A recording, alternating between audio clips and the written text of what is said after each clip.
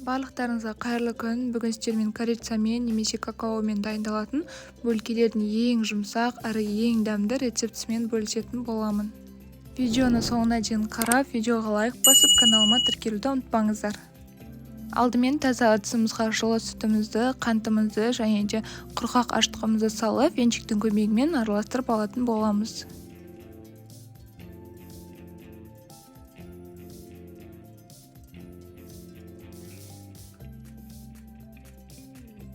Содан соң тұзымызды, бір жұмыртқамызды және де бір жұмыртқаның ағын салып араластырып алатын боламыз.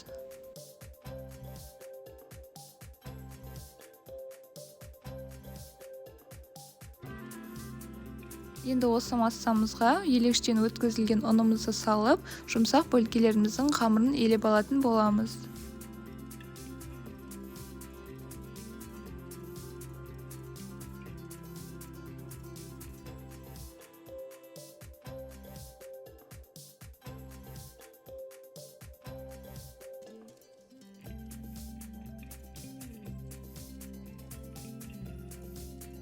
Бізде осындай қолға жабысқыш қамыр шығатын болады. Оған сұйық майымызды құйып, сұйық майымызды қамырға сіңдіргенше илеп алатын боламыз.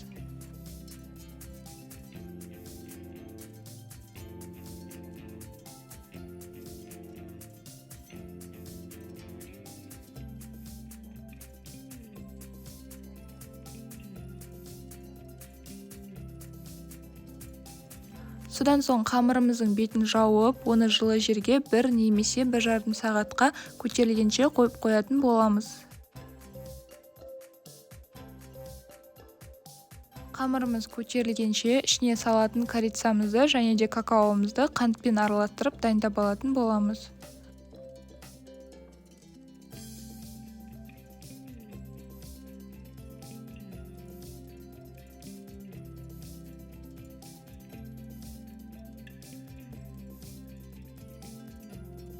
Біздің қамырымыз көтеріліп, дайын болды. Енді осы қамырымызды 10 бөлікке бөліп, бөлкелердің формасын видеода көрсетілгендей етіп жасап алатын боламыз.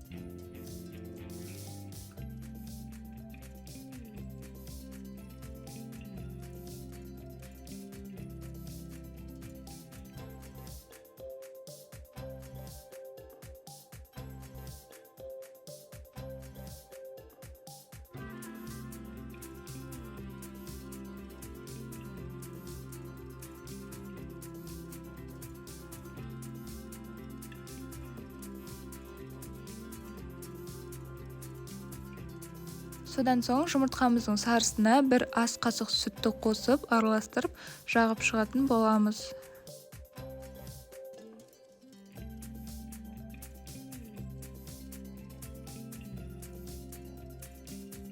Пешімізді 180 градуста 5 минуттай қыздырып алатын боламыз. Содан соң 20 минуттай бөлкелерімізді пісіріп алатын боламыз.